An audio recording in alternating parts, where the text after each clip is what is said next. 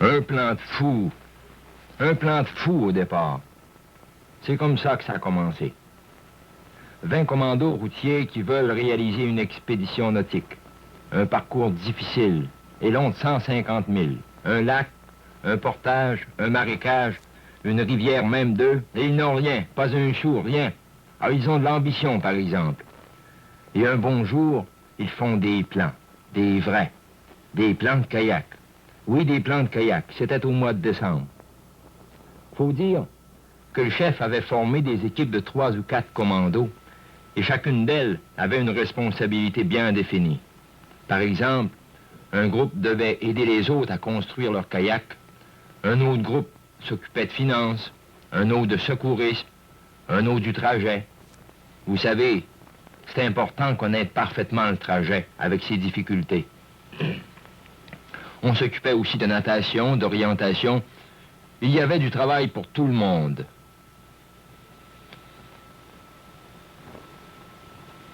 Déjà en janvier, ça bouge dans la cave du presbytère.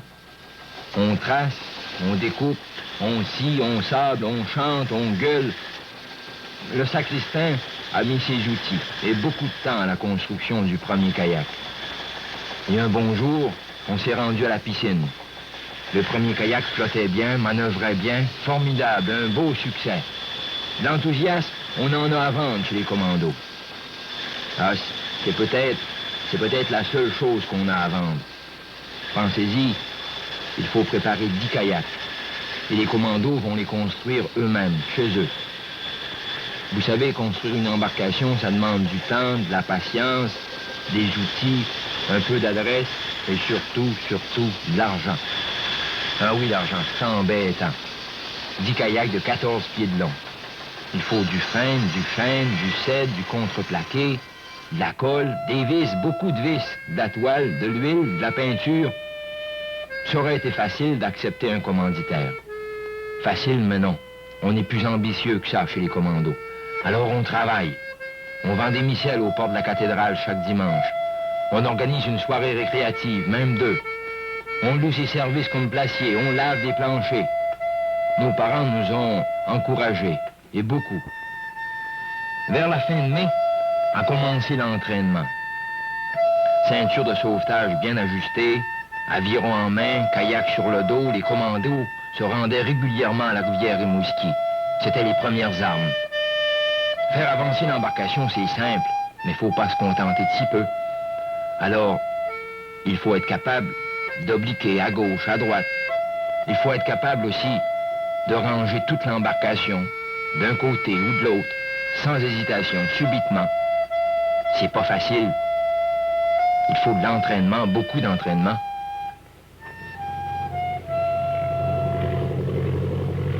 Les gardes forestiers et les gardes pêche nous avaient fourni des renseignements très utiles sur le parcours.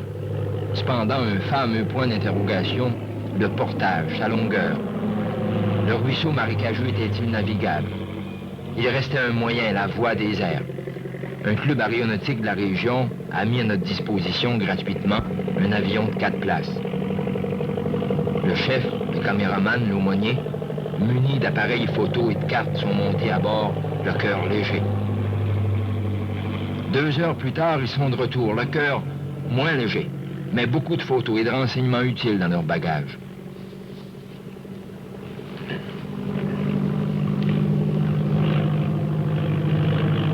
Et un beau soir de juin, sur la terrasse du pont de la rivière Rimouski, tous les commandos, leurs parents, une foule de gens se sont réunis pour la bénédiction des kayaks.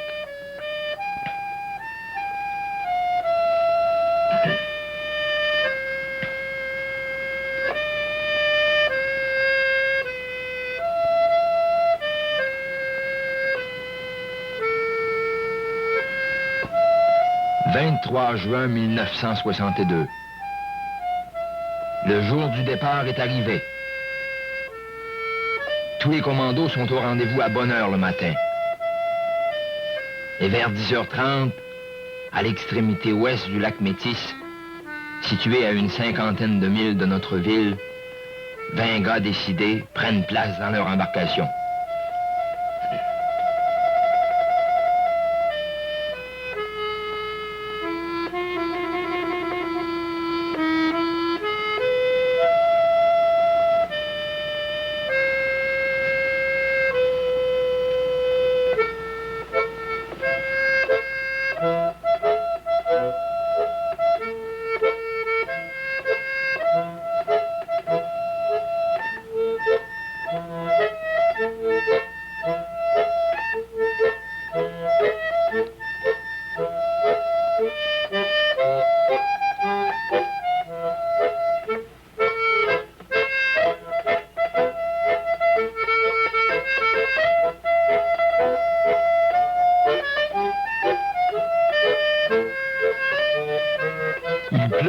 on s'en fout. Le vent est contraire, on s'en fout moins. 22 milles nous séparent de l'extrémité sud-est du lac, que nous atteindrons vers 8h30 le soir. Le temps était nuageux, une route rocailleuse était le seul endroit non marécageux où l'on pouvait étendre nos sacs de couchage. Les moustiques, les maringouins, les brûlots et beaucoup d'autres mouches qui piquent et qui brûlent nous attendaient de pied ferme. La nuit a été très dure.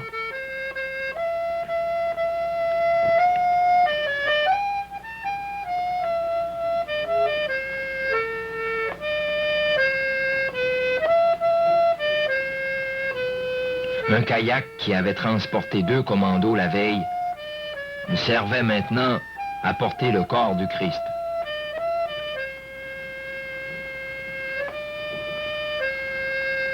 Et le même kayak, quelques minutes plus tard, allait servir de table pour l'autre repas, celui du matin.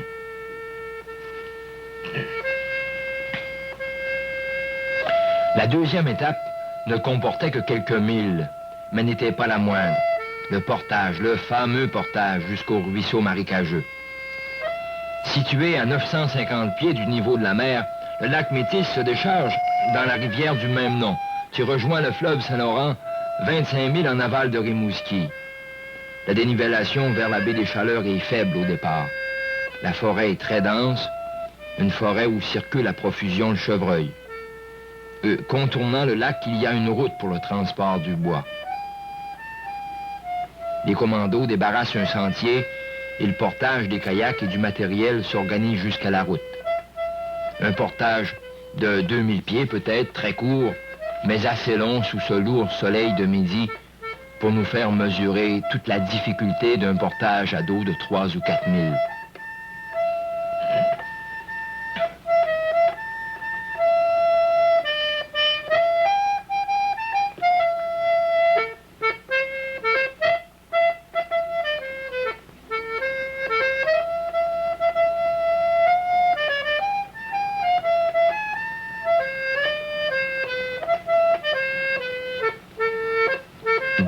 Plus tôt, par groupe de 2, plusieurs commandos, cartes et boussoles en main, s'étaient enfoncés dans la forêt à la recherche d'un endroit propice où facilement nous pourrions débarrasser un sentier jusqu'au ruisseau pour le portage.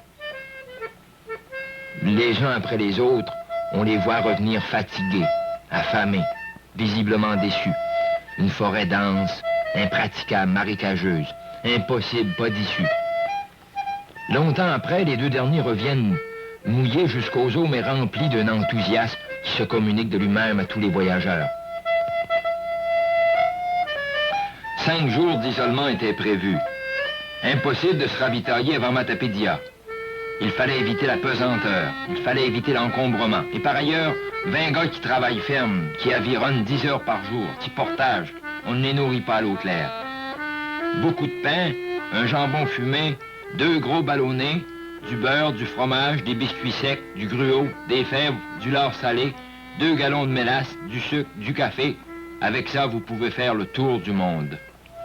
Il y aurait de belles choses à raconter sur ces fameuses bines cuites en terre. Il y aurait aussi de belles choses à raconter sur ces 2 immenses ballonnés qui ont fait presque tout le voyage avec les commandos.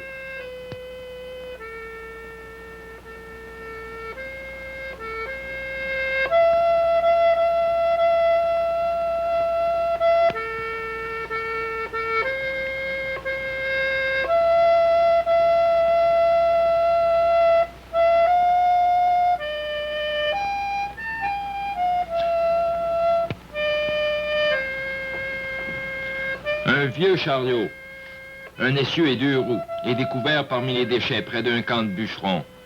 Une trouvaille formidable qui nous permettra de solutionner le problème du portage. Au lieu de faire un portage à dos sur une distance de 2 ou 3 milles dans une forêt enchevêtrée, nous pourrons maintenant construire un vrai chariot, long de 30 pieds peut-être, et capable de transporter à la fois les embarcations et tout le bagage. En moins de 2 heures, tous les kayaks sont empilés sur le chariot, ficelés les uns aux autres, et 20 gars s'attellent à la charge. On entend les roues qui grincent, qui se plaignent. Il y a de la joie, du soleil, de l'enthousiasme. Tout cela au milieu d'un effort commun et soutenu.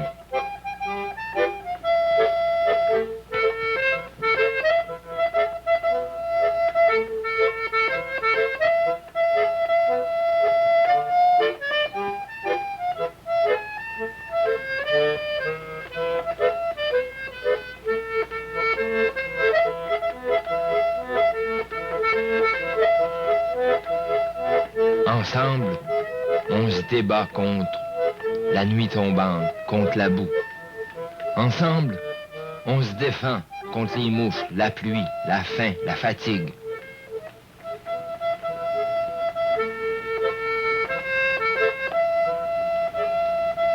Finalement, le désir de vaincre, le travail d'équipe va l'emporter. Et dès 9h30 le soir, nos kayaks seront rendus à destination.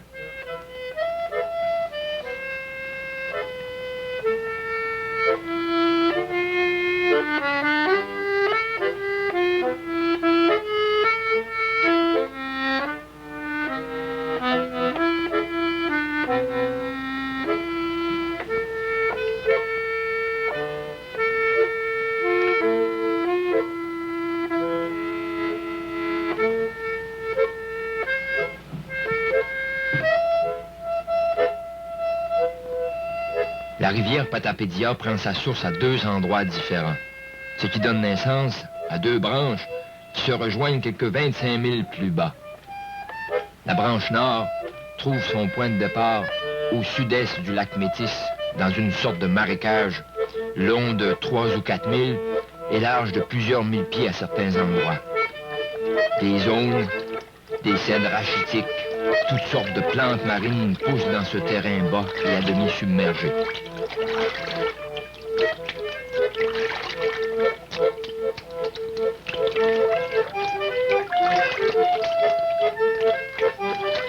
Deux commandos, armés de scies, de haches et de beaucoup de crans, étaient partis à bonne heure le matin. Dans une eau boueuse, froide et parfois profonde de 4 ou 5 pieds, ils débarrassent, ils déblaient, et à tour de rôle, les autres embarcations sont mises à l'eau. La progression est très difficile.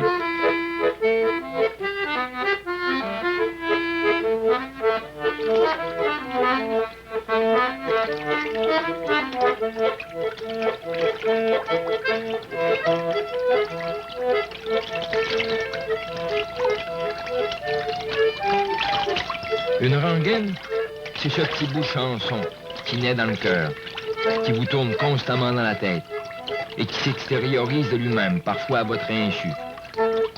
Les commandos routiers sont des gars pleins de rengaines.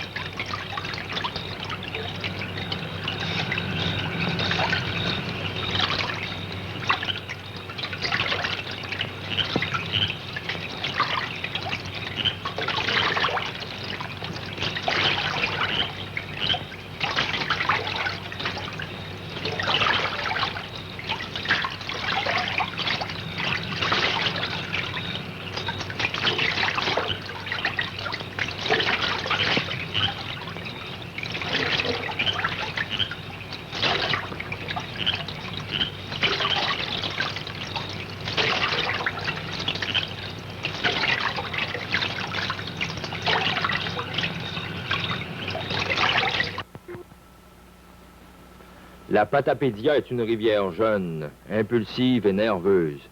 Une rivière qui a du caractère et de l'ambition. Elle donne l'impression qu'elle ne sait trop comment dépenser un surplus d'énergie.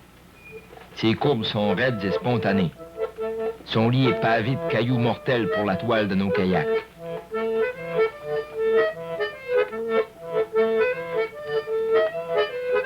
Bordée de montagnes très élevées et souvent fort escarpées, ses abords sont rudes et sauvages. Naturellement, elle comporte quelques rapides et 2 d'entre eux sont à surveiller.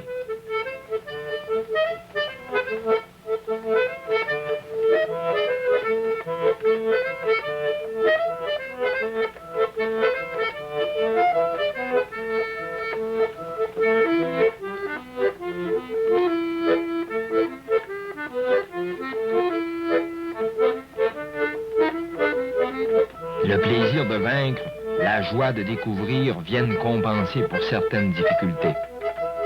Les mouches, en cette période de l'année, sont d'une voracité tellement grande que, à peine avez-vous mis pied à terre, déjà vous souhaitez reprendre place dans votre embarcation. Le soleil, en se réfléchissant sur l'eau, vous entoure de toutes parts. Le cou, la figure, les mains, les bras, les genoux deviennent dans un état lamentable. Il y a aussi ce qu'on pourrait appeler les plaies de kayak.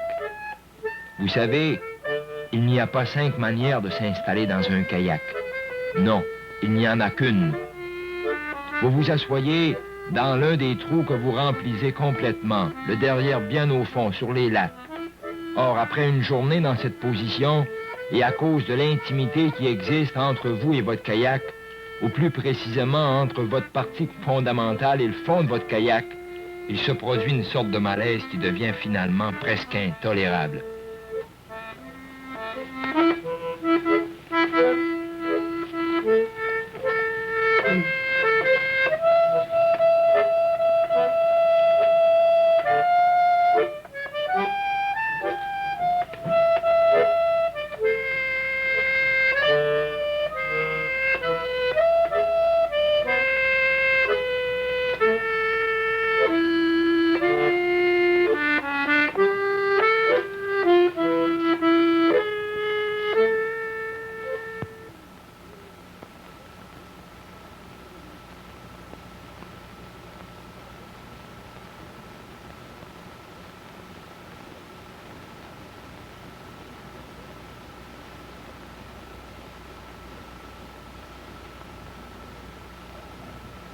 Les rivières, tout comme les hommes, ont leur personnalité, leur caractère, et la Restigouche n'échappe pas à cette règle. Large, profonde et tranquille, elle laisse aux voyageurs le temps de savourer le paysage qui l'aborde. De belles montagnes, parfois escarpées, plus souvent arrondies et plantées de grands arbres.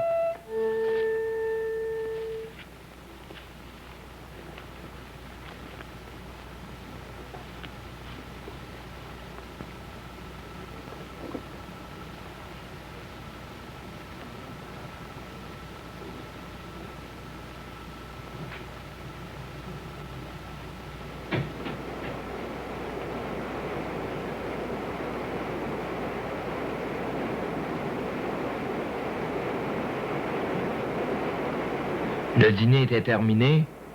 Les pégayeurs, tout en dégustant une dernière chanson, se laissaient descendre. Tout à coup, on eut l'impression que la rivière se ressaisit, se secoua.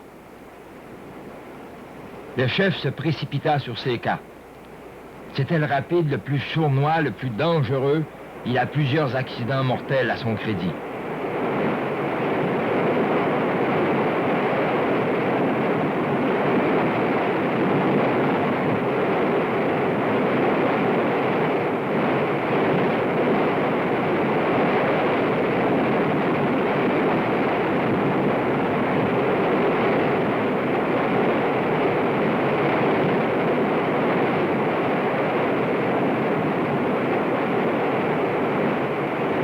Quelques centaines de pieds plus haut, il y avait une sorte de gorge dans une courbe.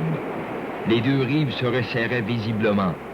et les vagues, dans une course folle, venaient se bousculer les unes contre les autres. On avait l'impression d'entendre nos kayaks respirer, on les entendait se plaindre quand ils frappaient le nez durement contre la vague. Les coups d'aviron étaient précis, nerveux, une sorte de compétition contre la rivière qui se vengeait de son mieux en éclaboussant les pégayeurs en pleine face, en pleine poitrine. À l'exception d'un seul, tous les kayaks ont réussi à franchir le rapide.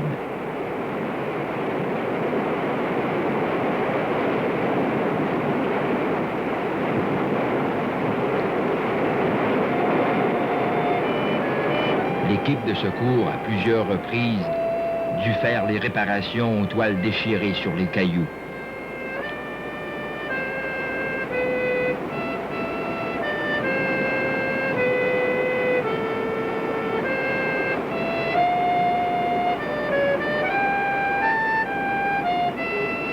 La Restigouche est également un paradis pour les pêcheurs de saumon. Et seuls les Américains ont droit au paradis.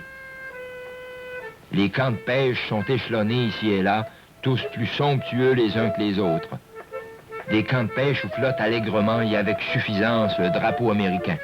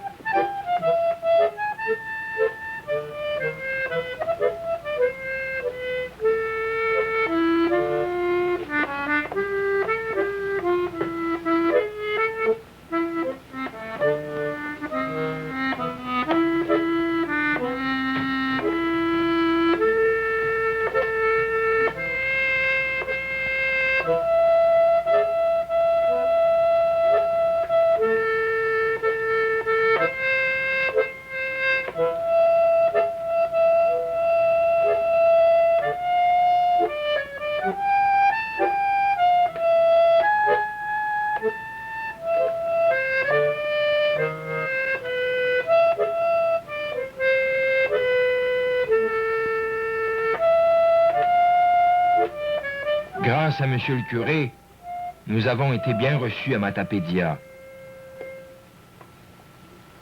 Nous étions attendus à Camelton à midi. Des vagues hautes et menaçantes et la marée montante ne nous ont pas permis d'accoster au quai du club nautique de l'endroit avant 3 heures de l'après-midi.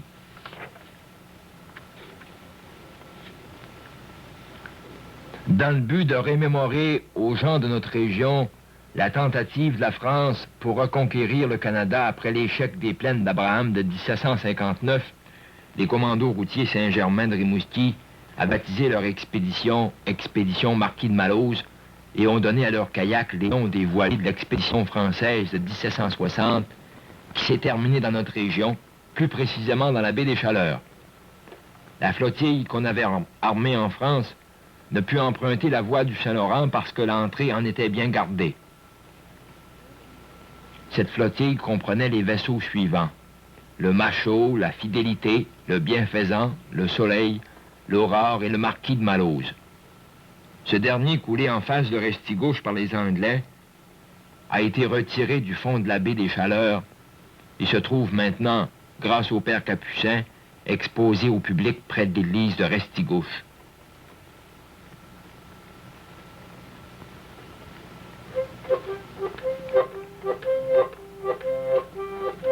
À Camelton, nous avons été reçus chaleureusement par le président, les membres du club nautique et les scouts de Camelton. On nous a servi à dîner, on nous a fait visiter la ville et transporter par automobile sur l'autre rive, à la réserve Restigouche.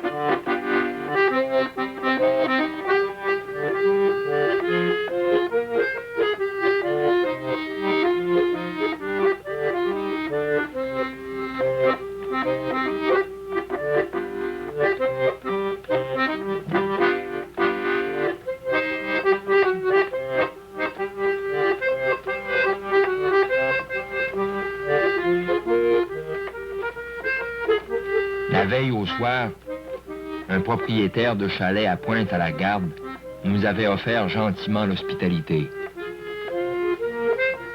Et dès 9 heures le matin, nous entreprenions la dernière étape. 2 heures plus tard, il fallait s'arrêter. 4000 seulement avaient été parcourus. La marée montante s'était acharnée à ruiner nos efforts.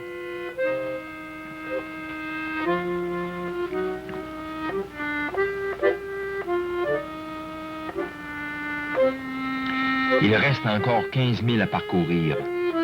À droite, la baie s'ouvre en un immense bassin. À gauche, la pointe Miguacha avec ses grèves et ses rochers rouges. Et au loin, en face, très loin, Carleton avec ses petites maisons blanches et propres et son immense barachois. Et perdu dans cette immense baie à plusieurs milles du rivage, les commandos pagayent avec acharnement. Des centaines de fois, ils vont répéter le même mouvement des bras et du corps. Des centaines de fois, ils vont lever les yeux vers Carleton que l'on devine au loin. Finalement, vers 7h30 le soir, les uns après les autres, les kayaks viennent glisser sur le sable de la grève. 150 000 ont été parcourus.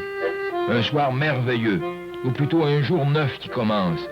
20 gars, jeunes et enthousiastes, sous de fatigue et de soleil, qui se félicitent et qui chantent. Un jour nouveau qui commence parce que l'expédition Marquis de Malose, qu'ils avaient préparée avec soin et qu'ils viennent de compléter, leur a démontré que l'effort fait en commun, l'oubli de soi, le désir de vaincre, tout cela est facteur de progrès et de réussite.